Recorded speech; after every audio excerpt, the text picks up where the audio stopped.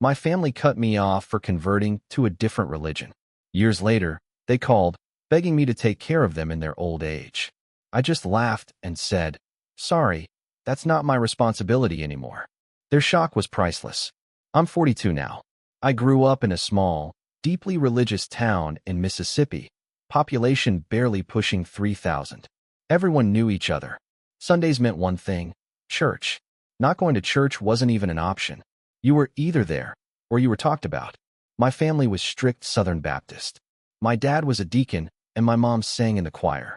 I was their only kid, and they had a very specific idea of who I was supposed to be. From the time I could walk, my life was mapped out. Church camp, Bible study, mission trips, Wednesday night services, and Sunday school. Every holiday was tied to religion. We didn't celebrate Halloween because it was evil. Dating was out of the question unless it was with a good Christian girl, and even then it had to be supervised. I don't remember a single conversation where my parents asked what I wanted out of life. It was always, "God's plan for you is," fill in the blank. But here's the thing, I always had questions. I was curious. Even as a kid, some things didn't make sense to me. The way we judged people who weren't like us, the way women were expected to act, how any doubt was treated like sin. I'd ask about it and get the same answer every time: don't question God. That's the devil talking. So I learned to keep my mouth shut. Smile. Nod. Say amen at the right times. But inside, I was already pulling away. Everything really started to shift when I went to college. I got into the University of Mississippi, and that was my first taste of freedom. It was like stepping into another world. For the first time, I met people from different backgrounds, different religions, races, even different sexualities. It was overwhelming but eye-opening. I started exploring, not just socially, but spiritually too. Then I met Aisha. She was a political science major, a few years older than me, and unlike anyone I had ever met. She was Muslim. We met in a sociology class and clicked almost instantly. She was calm, thoughtful, and incredibly well-read. We started talking more outside of class, sometimes for hours. She wasn't trying to convert me or anything, but hearing about her faith made me think more deeply than I ever had. She talked about prayer as connection, not performance. She described fasting during Ramadan as a way to grow closer to God, not punish yourself. It was disciplined, but not rigid. It was about intention, not appearances. I started reading the Quran out of curiosity, and it stirred something in me. It felt honest. A year later, I converted. Quietly. No big announcement. Just me, taking a step that felt right. I moved to Atlanta, finished school, started working in IT. Aisha and I got married a few years later. We had 2 kids, beautiful, smart, full of light. Her family welcomed me like their own from the beginning. They weren't perfect, but they never once made me feel like I had to earn their love. Life went on. I had therapy, read a lot, worked through the pain. I made peace with the fact that my parents chose their beliefs over me. I didn't agree with it, but I wasn't going to let it poison my family. I was done trying to prove anything to them. Then last year, I got a call. Same Mississippi number. Same ringtone I used to hear when my mom would call just to ask how work was or what I wanted for dinner when I came home to visit. I froze. Let it go to voicemail. Played it back later when the kids were asleep. It was my mom. Her voice cracked like she'd been crying. Said they weren't doing well. My dad had been in and out of the hospital. Money was tight. They were struggling to get by. She just wanted to talk. I didn't call back. Not right away. I talked to Aisha about it. She told me she'd support whatever decision I made, but she also reminded me. They made their choices. A week later, I called. My dad answered. Sounded shocked to hear my voice. We talked for a few minutes. Awkward, stilted. He said they'd been having a hard time. Said the church community had kind of fallen apart. Some folks moved away. Others stopped coming. They were mostly alone now. He didn't say it outright, but I knew what was coming. I could feel it in my chest like thunder before a storm. And then he said it. Not directly, of course. It came wrapped in phrases like, "Your mother and I aren't getting any younger, and it would mean a lot to us if you were back in our lives." Said they'd like to meet their grandkids. I didn't respond right away. Just sat there, staring at the floor. Finally, I said something I never thought I would. Why now? He didn't have an answer. Just mumbled something about family sticking together. I said I needed time to think about it and hung up. And now I'm sitting here, writing this out, because I honestly don't know what I'm going to do next. Part of me still wants that connection. Part of me wants my kids to know their grandparents. But the other part, the bigger part, it remembers. It remembers the silence, the rejection, the names they called my wife, the way they cut me off like I was dead. So yeah, that's where I'm at right now. I didn't sleep much that night. My mind was spinning. Every memory I tried to push down for years came bubbling up again. The way my mom slammed the phone on me after I told her about my conversion. The look in my dad's eyes like I'd become a stranger. The years they ignored my birthday. Never once calling when our kids were born. Nothing. Just silence. Ice-cold silence. And now, suddenly, they wanted back in? Because they were old? Because they needed help? I decided I wouldn't give an answer right away. I needed to see things for myself. So I did something I hadn't done in over a decade. I drove back to Mississippi. I tried to keep it civil, but everything in me was screaming.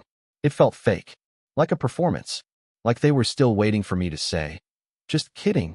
I came to church last Sunday, and I'm back to the old me." Then my mom dropped the real reason they called. They wanted to move in with us. They said they couldn't afford assisted living, and Medicare wouldn't cover all the care they needed. They thought it would make sense for them to come live with me, since family takes care of family. I just stared at them. My mouth went dry. "You want to live with us?" I asked. "In our house? With my wife? The woman you called a terrorist?" My dad looked down. My mom got defensive. "We didn't mean it like that. We were scared. We didn't know better back then." I wanted to laugh, but it wasn't funny. They had years to know better. Years they could have called, sent a letter, met their grandkids. They chose silence. They chose hate. And now they wanted forgiveness because they were old and out of options? I told them I'd think about it. That's it. I got in the car and drove back to Atlanta. A week later, I got a message from my cousin Sheila. We hadn't spoken in years. She was the only one in the family who ever showed me kindness after I left. She told me my parents had been telling people I abandoned them after they begged me to help, that I was too proud to forgive, that Aisha had brainwashed me. That's when I realized they weren't sorry. They hadn't changed. They just needed something. That hit me hard. I felt sick. They didn't want to be part of our lives. They wanted to survive off us. They wanted the comfort of the family they rejected, without ever doing the work to repair what they broke. Then something even more messed up happened. About 2 weeks later, I got a letter. Not an email, not a text. A real, physical letter. From their pastor. He wrote that he was deeply saddened to hear how I turned my back on my parents in their time of need. That, as their only child, I had a God-given duty to care for them. He said if I truly understood mercy, I would take them in. I nearly tore it in half. These were the same people who said I was going to hell, who said my children were illegitimate in the eyes of God, who buried my faith in gossip and Sunday whispers. And now they were pulling the guilt card? It made me furious and sad, because even now, after all this, they still didn't see me. Not really. Just some role I was supposed to play. I sat Aisha down and told her everything. I read her the letter. I told her about the visit. She looked at me with this deep, calm sadness and said, "I support whatever you decide. But please don't forget how they treated you. And don't let them hurt our kids." That's when I started thinking seriously, what if they came to live with us? What would they say around our children? Would they treat Aisha with respect? Could I trust them not to poison the peace we built? I didn't think I could. But before I could decide, something else happened. My mom showed up. At our front door. Unannounced. Aisha was at work. The kids were at school. I opened the door, and there she was, looking older, worn, but still carrying that same judgment in her eyes. "I had to come," she said. She stepped inside like it was still her house. Sat down on the couch. Looked around. "This isn't how we raised you," she said. "You're supposed to honor your father and mother." And I just stood there, staring at her. She didn't ask about the kids. She didn't ask how I was. She just sat there, making it about what she wanted. That's when something in me snapped. So there she was. My mom. Sitting in my living room like she hadn't ghosted me for 15 years. Like she didn't turn her back on her son and his family. Just sitting there, holding her purse in her lap, lips pressed tight, like she was fighting the urge to start lecturing me. "I had to come," she said again. I didn't say anything. I just stared at her. I wanted to know what the hell she thought this was going to accomplish. She looked around like she was inspecting the place. Her eyes landed on the framed Quran verse we keep near the bookshelf. She frowned, but didn't say anything. Then she pulled out a folded envelope from her purse and handed it to me. I opened it. Inside was a handwritten letter from my dad. In it, he wrote that he was dying. Pancreatic cancer. Stage 4. Diagnosed 3 months ago. The chemo hadn't worked. They hadn't told anyone. Not the church, not the neighbors. No one. He wrote that he didn't want to die, with things the way they are. That even if I couldn't forgive him, he wanted to see me again. That maybe, just maybe, I'd consider letting him see the grandkids before it was too late. My hands went numb. My mom was watching me like a hawk. I didn't know what to say. I'd imagined him dying before. I'm not proud of that, but it's true. I thought about what I'd feel if he passed away. But none of that prepared me for this.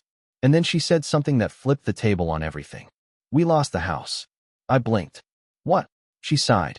The medical bills. We couldn't keep up. The church couldn't help. We had to sell it. We're staying with one of the families down the street, but it's temporary. They want us out by the end of the month. Now it all made sense.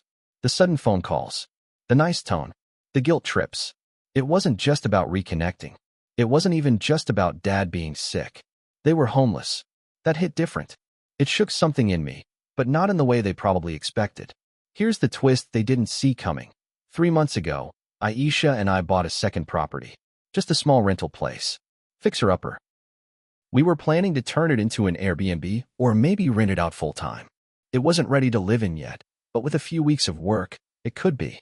They didn't know that. No one did. So now I was standing there, holding this letter from a man who spent 15 years pretending I didn't exist, and a mother who showed up not to reconnect, but to secure a roof. And somewhere between rage and heartbreak, a question started forming. Could I give them a place to live and still keep them out of my life? I looked at my mom and asked straight up, if we let you live somewhere, what makes you think we want a relationship now? She flinched. Because we're your parents. I nodded slowly. Yeah, but you weren't when I needed you. She didn't have a reply. So I made a decision right then, not final, but a test. I told her I'd think about helping, that I might be able to find them a place to stay temporarily, but it wouldn't be in our house. And it wouldn't come with strings like family dinners or playtime with the kids. Her face dropped. You'd help strangers before your own parents? I shrugged. Strangers didn't disown me for loving someone. She stood up, grabbed her purse, and walked to the door. Just before she left, she looked back and said, "One day you'll regret this." And just like that, she was gone. I stood there in silence for a while, trying to figure out what I was really feeling. Guilt? Anger? Pity? Maybe all of it at once. Then, a week later, another twist. I got a call from my dad. His voice was weak, slower than I remembered. He didn't ask for anything, didn't mention the house. He just said, "I heard you might be helping us out. I want to say, thank you. Even if you hate me, thank you." It was the first time he said something to me without some religious judgment baked in. Then he said, if I could go back, I wouldn't have cut you off. I was scared. I thought I was doing what was right. I know I was wrong now. I know I can't fix it, but I want to see the kids. Just once. And then he hung up. Now I'm here, sitting in the dark in the spare room, staring at my phone. Because I still don't know what I'm going to do. There's a house. There's a man dying. There's a mom who still thinks I owe her something. And there's my wife and kids who deserve peace. And I don't know how to hold all of that at once. I didn't sleep the night after my dad called. I just lay in bed, staring at the ceiling, his voice playing over and over in my head. I was scared. I thought I was doing what was right. That was the closest thing to an apology I ever got from him. The next morning, I told Aisha everything. The house, the letter, the visit, the phone call. She listened quietly.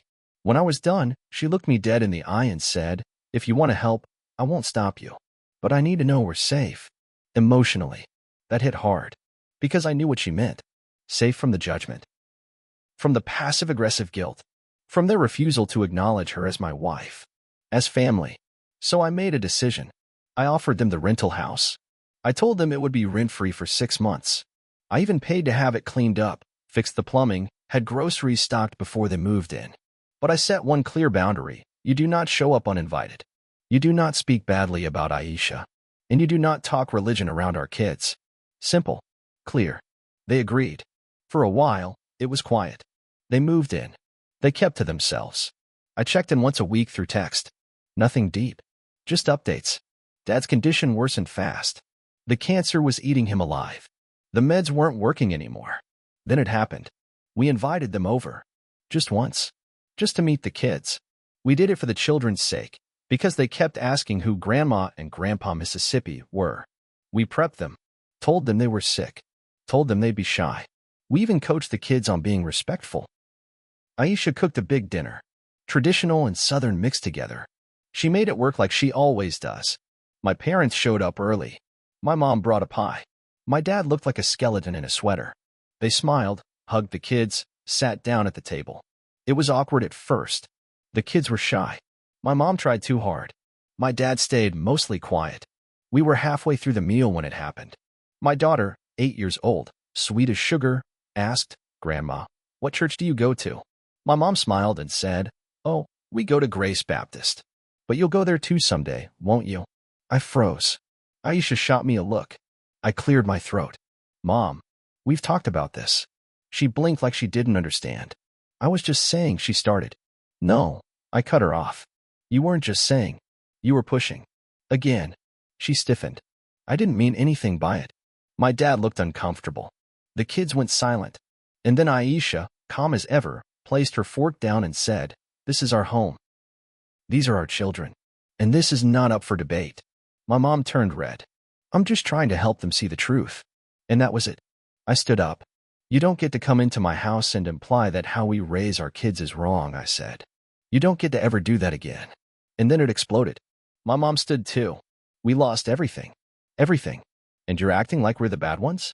We gave you a roof, food, life, and you threw it away for this," she said, waving her hand toward Aisha. The kids started crying.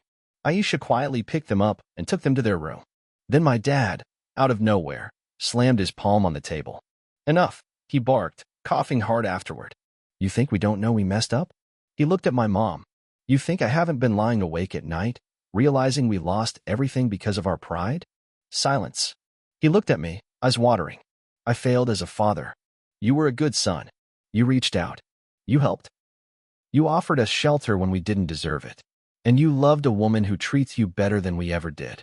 Then he looked at Aisha, who had come back, holding our youngest in her arms. "I'm sorry," he said. And I believed him. My mom sat back down, her face unreadable. She didn't speak again that night. They left shortly after. We didn't hug, just nodded goodbye. That night, Aisha and I sat outside in silence for a long time. "I don't know what's going to happen next," I said. "Me neither," she said. "But at least now you know." She was right. The next week, my dad was hospitalized. I visited. Alone. We talked. Really talked. About faith. About regret. About the life he never got to live because he was always trying to please the people at church. He died 3 weeks later. My mom didn't speak at the funeral. She sat in the front row and didn't look at me once. Afterward, she asked if she could stay in the house. I told her no. I said we were selling it. She packed her bags and left Mississippi for her sister's place in Alabama. And that was it. Sometimes people break you in ways you can't fix. And sometimes they try to come back when it's too late. I don't hate my mother, but I don't trust her. I loved my father. I still do. But he never protected me from the pain she caused. And that's something I've had to accept. I have a family now, one I built from scratch, one made of love, not fear. And if there's one thing I've learned, it's this. Love isn't just blood. It's who shows up when you're lost, who holds you when the world turns cold, who sees you for who you are and chooses you every time. I've been chosen, and that's more than enough.